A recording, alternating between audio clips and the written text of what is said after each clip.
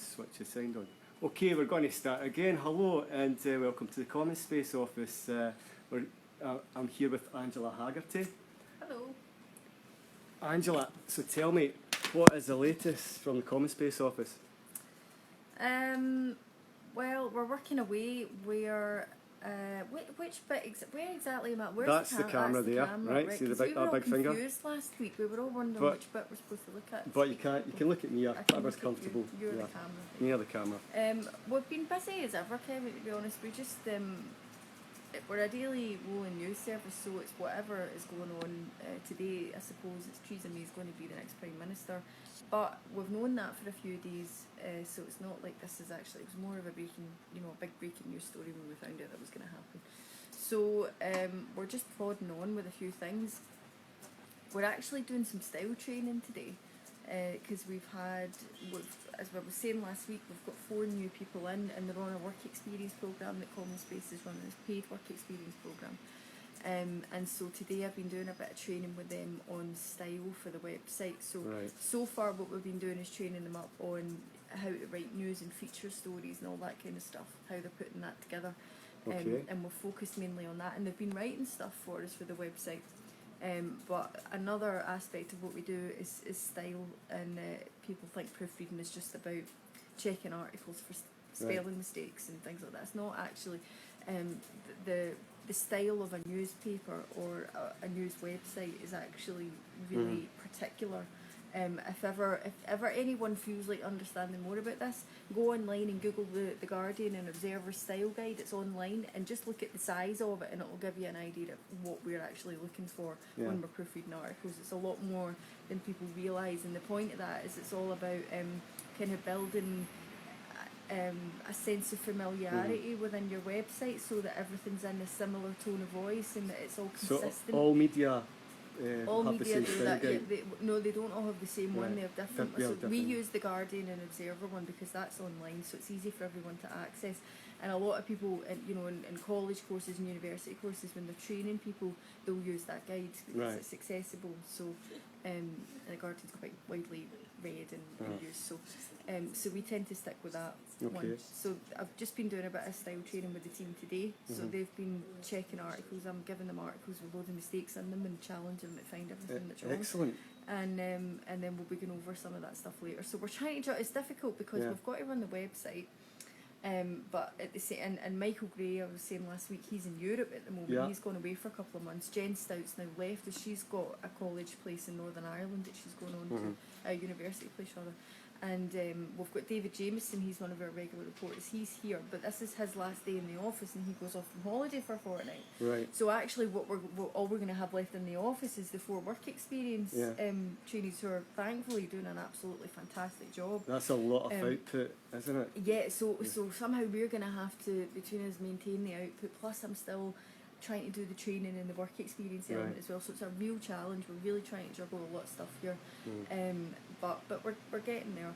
Another thing to say is this week I'll introduce you to, we have Alicia, who's from Shawlands Academy. She's only 16 and she's in doing a week's work experience with us as well. She's the fourth secondary school student that we've had when it went to CommonSpace and do a bit of work experience. So that's excellent. Yep. So I'll take you around the team again if you Please want. do, And when we speak to Nat, actually, he can take, because he's one of our work experience people, and he can tell you all about the fantastic article that he did this week and the consequences that we've had from that. Wow, which that has been sounds really interesting. good. And this is less than 2 weeks into the work experience programme, I might add. Wow, okay. So let's kick off. I'll introduce you to Alicia first. Alicia's sitting here beside me. This is my little desk. Hi, Alicia. So, Alicia, you're just 16 and you're here from Shawlands Academy. So why don't you tell all of the Indie Live and CommonSpace viewers what made you want to come to CommonSpace? I found CommonSpace through my dad actually, and I learned that it was an organisation solely funded and it based on politics, and I just really liked the style, I liked the whole concept of it, and I was really keen to work for journalism and understand it better. So how have you found the week so far? We're a few days in and you're working on a story about mental health at the moment. How have you found it? I found it quite challenging in the sense that you really have to do all the research yourself. You have to get contacts, and you have to really understand all sides to the story and not just come with a biased view. But it's been really good, and it's allowed me to understand how journalism works. And so you had an interest in journalism before you came here. Do you think after having done the week at CommonSpace that you'll still be interested in journalism going forward? Yes, I'm hoping to pursue. I'm wanting to get some other experience in other places, because this is online magazine and I really enjoyed it. So I really want to get experience in other places to see what section I really want to pursue. Excellent. Well, I'm going to leave you to it because I know you're pretty busy today. You're doing the Thank style training as well as doing your article. So we'll leave you to it. Maxine, you're part of our work experience team, and your role's been a little. I can't remember whether I actually explained this properly last week. Your role's a little bit different from the other three on the programme, because yours is kind of social media. I do the social media, and I create some content, kind of quick turnaround stuff, mostly based on what's happening on Twitter and what's happening locally. Like the Homeless World Cup. I did a roundup on that, which was really good. And we got a cheeky wee retweet off Limmy, which is always fun. Today I'm chairing part of our common debate, which is on Twitter, and on Facebook. So you just use the hashtag common debate with capital C and capital D, and we ask people questions and collate their responses into an article later on in the day. And today's question is, as the leadership vote looms, where do you see the Labour Party in 5 years? So feel free to comment below telling us where you think the Labour Party is going to be, if you think they're going to be here at all, and we'll be collating those responses later on. And thank God Twitter's only 140 characters. You should get actual essays in about that, I think. Thank you. Right, let's scoot round to Nat. Nat, you've been a star this week. Why don't you tell the viewers what happened this week? So obviously, we've been having all the political fallout from Brexit. We've been having debates around what's new for Scotland's relationship with the rest of the UK, but as well with the EU. And we've had that all in the backdrop of the leadership elections going on down south. But I think it's really important to have a knowledge of what's happening on Europe, the perspectives and opinions of people that live on the continent, what they think about Scotland. So a recent poll came out that I snapped up. We put out a story about it. It was of YouGov in Germany, and they conducted a poll, and it showed that there was overwhelming support from EU citizens for an independent Scotland to join the EU. And it was a great. I really enjoyed obviously going out and finding new stuff about the way people feel about Scotland. But obviously the highlight was having the First Minister retweet us as well. I believe that was our first ever retweet from the First Minister as Wow, well. So well done. Nat. Thank you. And traffic naturally went whoosh. Nobody else in Scotland had picked this up. Which a few of our stories that we've done that are like that have been that way. It's been more about, rather than what we are saying in Scotland about Europe, it's been about what's going on in Europe and what are they saying about Scotland. So we've been trying to pull in a lot of that stuff. And that article, at our last count in our analytics counter on the website system updates every 24 hours. Right. It's not, we don't look at the real-time Google Analytics for the articles, we just check every 24 hours. And when we checked it yesterday, that article, or when I came in this morning and checked it, was over 100,000 views Dear on that God. single article. Well done. So My God. we're delighted with that. That's less than 2 weeks, just about 2 weeks we're into this work experience programme. Could we are borrow doing one? a great job. Indie Live borrow.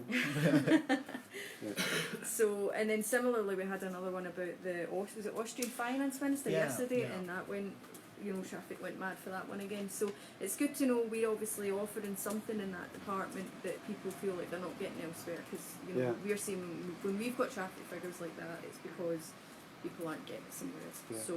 So we want more people retweeting your stories, really, don't we? That's it, No, definitely. Come Keep on, sharing. get the new media out there. New media, new perspectives, absolutely. Yeah. Exactly. Right, let's come round and we'll have a chat with Alice. Alice, what have you been looking at? I've had two really exciting stories this week. The first one I'm working on is based on a Scottish digital currency called the Scotcoin. and I'm going later on to test out the Scot coin and do a wee experiment with it. And the second one is there is a company in Troon who have created a brand new internet service. It's a decentralised internet, and some people are calling it like Internet 2.0, which is really, really exciting. And they are called Made Safe, so I'm doing a wee bit of research and working on a story about that as well. Fantastic. And we've been having a chat this week, Alice, about how these kinds of stories are generally reported in Scotland. We were thinking that there seems to be a little bit of a gap there for there's a lot of tech stuff going on that maybe people here don't talk about. And you had a meeting yesterday as well, didn't you? With Scottish Pen. I'm absolutely gobsmacked that there's a company in Troon, for example, that has built a new internet and nobody's talking about it. I don't understand how Scottish media are not picking up on this. They're missing a major trick. So it's really interesting, but it just means that it's an opportunity for us. So it's good in that respect. That's brilliant. Yep, and I'm delighted because I really, really wanted CommonSpace to get into the tech side and everything. That's so much exciting stuff going on in Scotland that I hear about and no one else seems to know about. That is I fantastic. thought, wouldn't it be great if if we could try and pick that up, and then in comes Alice, who's already got a big interest in this stuff, understands the tech side way more than I do. I can see that it's important, but I don't really understand it. But Alice gets it. She's totally on the ball with this I stuff. believe So there's we're going to have some good stuff coming. 2 companies in Edinburgh that are billion-dollar companies. I think I heard. I'm not sure. Yeah, there's companies in Edinburgh, tech companies in Edinburgh that are getting investment that's in the millions. We were talking earlier, I don't know if it was you I was talking to earlier, about a company called ZoneFox, which is based in Edinburgh. That is a major cybersecurity firm, and they've got offices in Boston, obviously in the States and all over globally, but their headquarters in Edinburgh. And it's just bizarre because you would never, reading Scottish media, you would never know that this is going on. Yeah, when I worked in London before I came back up to Scotland and took the job at CommonSpace, we covered a lot in the magazine I worked for. We covered a lot of tech stuff, and the market for that kind of thing in terms of how interested readers were in it was huge. People absolutely fascinated by any kind of innovation and technology, and there's so much of it going on in Scotland, and yet nobody's ever really kind of picked that up as a media thing to really run with in the same way that I saw down there. And in other places it becomes kind of a cult as well. You get forums started about certain pieces of technology and things. So it's for some of the Scottish companies that are doing stuff here, their forums are all like American based, and that's wrong. There should be people here need to know that that's going on as well. There's also Kilter. They're doing really interesting in Edinburgh, technology. No, they're Glasgow. They're up the West End over the Kelvin Bridge. So it'll be worth chatting to them as well. We all do a bit of we do a lot of collaboration along with Indie Live and Kilter. It's another one of the companies we speak to. So let's scoot round again. I'm just going to shut this window. Yeah, you'll have a job there. That's off. Yeah, a bit of noise coming through there. This is slightly off. I'm going to try and move these bags in case somebody falls over them. This is just generally a really, really noisy office anyway. I mean, you'll hear the sirens blaring down the street and all that kind of stuff. It just adds to the atmosphere, we think. True enough. So here's David Jameson, who is swanning off on holiday tomorrow for over a fortnight. What have you got to say for yourself? I hope you all survive while I'm away. Office is going to struggle, obviously. No, it'll be fine. So, what you've been, because David, you're kind of wrapping up a little bit today as well, aren't you? You're just getting a few things that you've been working on finished off before you go away. Yeah, what you've been looking at. I finished up a feature piece on arguments about federalism in the Labour Party, and I'm just trying to get something out now ahead of Theresa May becoming the next Prime Minister. Just because no one's voted for her doesn't mean you shouldn't know who she is. No one in Scotland knows much about her background right now, but even just sifting about, I've been looking at her voting record in Scotland, and she's took a very strong stance against all kinds of areas of devolution, even quite surprising ones. So I think that's an important thing to put out there for a Scottish reading public, so that they understand who this person is and what it means for them that she's now the Prime Minister. Yeah. So, and where are you off to in your holidays? I'm away to the French Alps. Very posh. Lovely. Yeah. So we're going to have 2 CommonSpace reporters in Europe over the next fortnight. Do you That's think the point, actually, isn't it? get Derek over and they could maybe live stream you doing something? Badly, No. badly That's the skiing. answer. Not a chance. No. We'll hunt you down. Right, we're going to go to Stuart, but just you watch, Kevin, because there's a Okay. wire right under your foot there. Hey, Hello, Stuart. Stuart. So, what have you been working? You've been doing some. You've done a great piece actually on the anti-war movement post Chilcot, did, which yeah. I really really enjoyed. And before that, I did a piece about calls for Tony Blair to be indicted at The Hague. Because obviously, when Chilcot was published last week, a lot of activists were restating their calls for Blair to be in handcuffs and be taken to trial. But when you actually look into the details of the legal practicalities of that, the simple fact is that the legal mechanism doesn't exist. I think it was important to flag that up, because what would need to happen for that to be possible is that Britain would have to ratify the crime of aggression into its domestic law, and it hasn't yet done that. So I just thought that it was important people were aware of that. Yeah. And the anti-war one you did, that was quite interesting. That was going back and kind of speaking to some old anti-war activists from the Iraq days. How did you find that? Yeah, so the anti-Iraq war movement was slightly before my time, but it was clearly a momentous moment, a momentous phenomenon in Scottish political history, and that really came across in the interviews I did with Amir Anwar, Alan Bissett, Rosie Kane and Stacey Devine.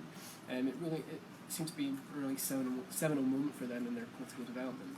For many of them, it radicalised them and gave them a much more radical critique of how our world works, and for many of them, it pushed them towards driving for Scottish independence. So, Yeah. Hugely in important. fact, for all 4 of them, they said it was quite significant. Yeah. Yeah, I think that's fascinating. to Same, look back same on here. and That's a big change factor things. for me as well. You know. And there's some stuff going on today that you've been preparing for in the last couple of Yes, days. so haven't you? there's a National Day of Action Against PIP assessments. So PIP is a disability benefit given to disabled claimants who need some extra money with for the extra costs of living. And a lot of disabled charities say that claimants are not getting the help that they need. So some pickets are happening outside assessment centres, so I might go down to speak to them this afternoon and then do a small write-up. Is that round at Cadogan Street? Is it? I'll need to double check, I think, possibly. Yeah. Okay. 'Cause you're not from Glasgow, or you're not living in Glasgow, are No, you? You're I'm from travelling Fife, through. yeah. Yeah. And there's a picket taking place outside the Scottish Parliament, I believe. Right. Okay. I might pop down. Under the Yeah. under the current constitutional settlement, PIP is one of the main benefits coming to the Scottish Parliament. Yeah. So it is a big one for us in Scotland. Right. Okay. So as you can see, we've got. I'll let you go first. I'll Kevin, go 'cause first, you're yes, the one who fall backwards over things. Righty.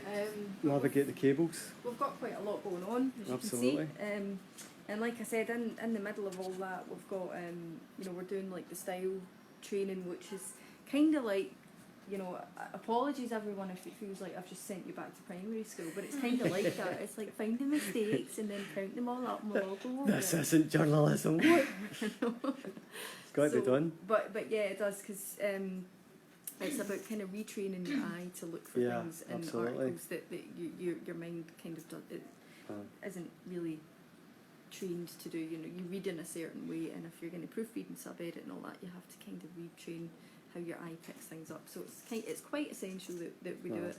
But it's tough. I think this is really important that viewers get to see, listen to these because kind of things. they don't. Issues. There's a lot of these things that go on in the newsroom that people don't know about. They never consider this kind of Yeah. stuff as being something that's part of our process. But actually, it is time consuming, and when we've got people on and we're training them, we need to do a lot. We need to spend as much time as possible as we can on getting these things right, so that people really understand them. But we're trying to balance that all the time with keeping the output up on the website. Sure. So it's, with such little resource, with so few people in the newsroom and people who've never worked as journalists before, quite often Yeah. kind of learning on the go. CommonSpace, I've maintained from the start, overperforms in that sense. Like we're putting out way more than I think we should be able to for what we have. So it's good for people to come in and see that, see how hard the team actually is working, how much they're putting in. and hopefully, you know, if you can, please donate, because the more people we can get Yeah. in the newsroom, the more that we can do, and the more it kind of takes the pressure off the people that are already here, who are working Yeah. phenomenally hard Doing a to great keep job. things up. Absolutely. No, that's an amazing insight, and Mhm. really important that people see this going on. Yeah, Yeah. exactly. So, yeah. And understand how we're how we approach it, because I think that's a lot of the problem is with mainstream media, or with new media, with any kind of media, is that just people don't see what goes on in the Mhm. newsroom, so they often jump to conclusions about it, or they Yeah. kind of imagine how the process might have worked and how a story might have got from A to B, and quite often the perception of that, I speak to people and the perception's so wrong Yeah. at times, it's actually amazing. There's just, when you become aware of that disconnect, Mm. and I've said to people, I wish sometimes I could bring people into the newsroom and let them see when we're having an editorial That's what meeting. we're doing now. Yeah, exactly, so that they could see actually, it's, you know, it's, you're not coming in with your own opinions about things and thinking of ways that you can manipulate a news cycle. It's not about that. Yeah. Actually, you're always trying to encourage people to come in, and like Alicia says, you know, you've got to be thinking about all the sides of the story Mhm. and trying to put your own views somewhere else. And I hope Alicia, when she goes back to Shawlands Academy, she'll be, you know, talking about this great experience you've had here. Hopefully, yeah. You know.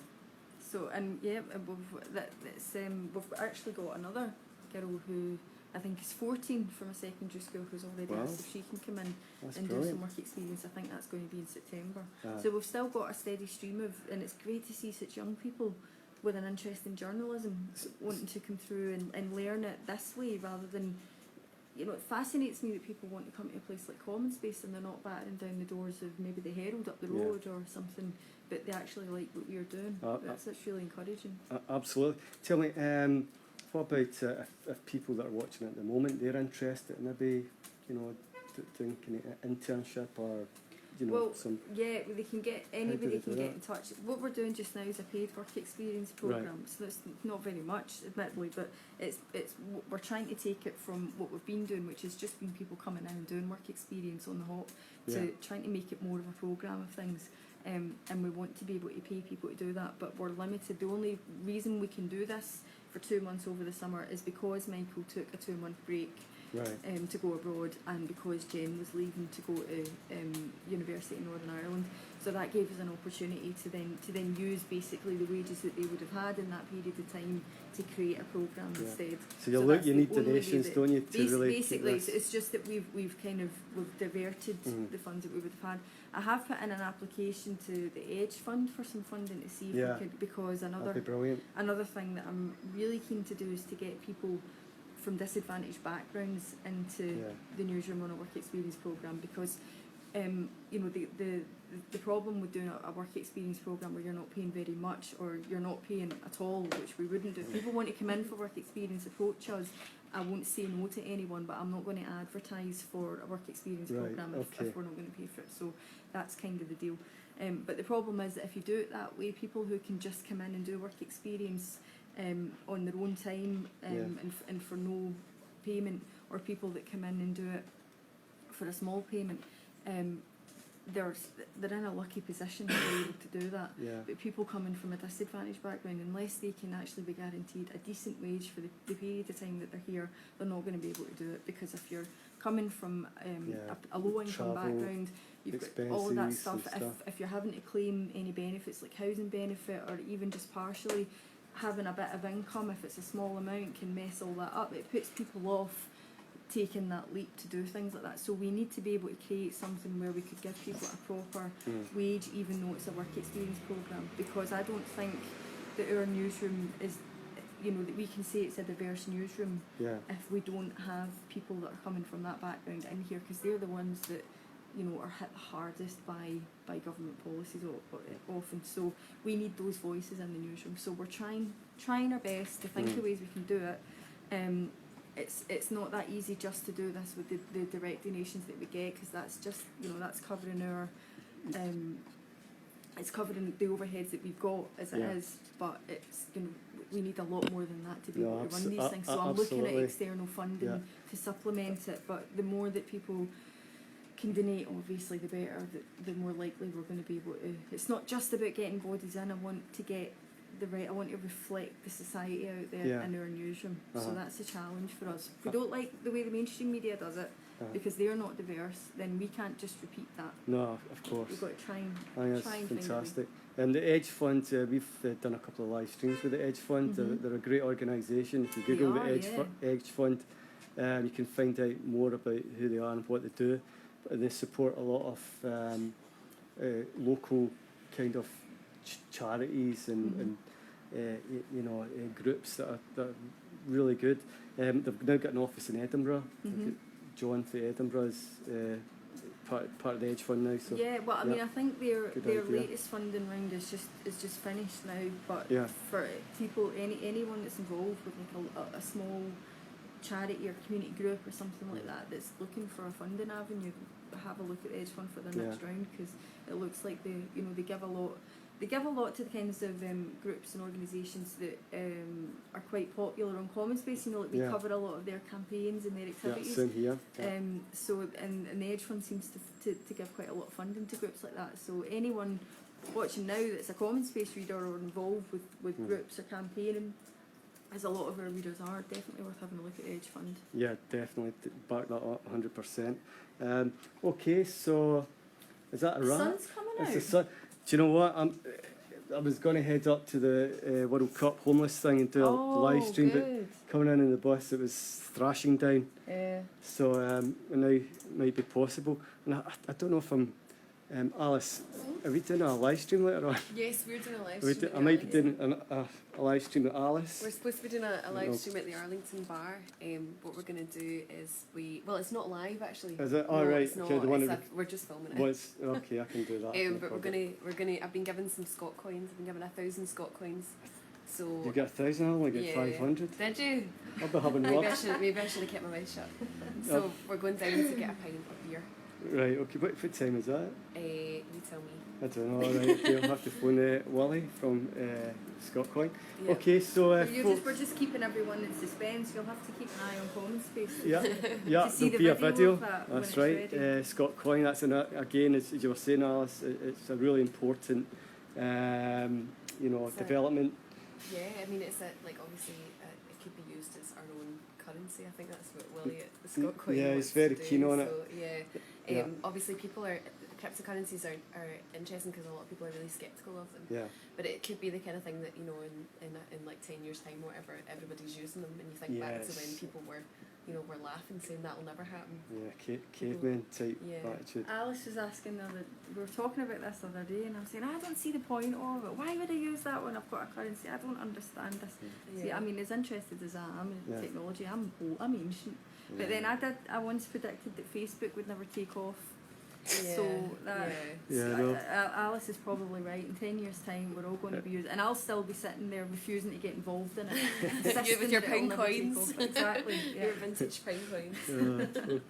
Okay, then. So it's a wrap, is it? That's us until next week, and we'll come back and have a look Okay. and see it. And it's Another great update. for viewers as well, because you all get to see the team pretty much from Yeah. the start and see That's how great. they're all progressing. Great team here. Yeah, see waving. Yeah, see they're all happy. Not Hard much at work. slave driving going on. David off on holiday. Oof. I know. Right, okay, folks. We're going to say goodbye. So it's Until next week. goodbye until next week. Bye.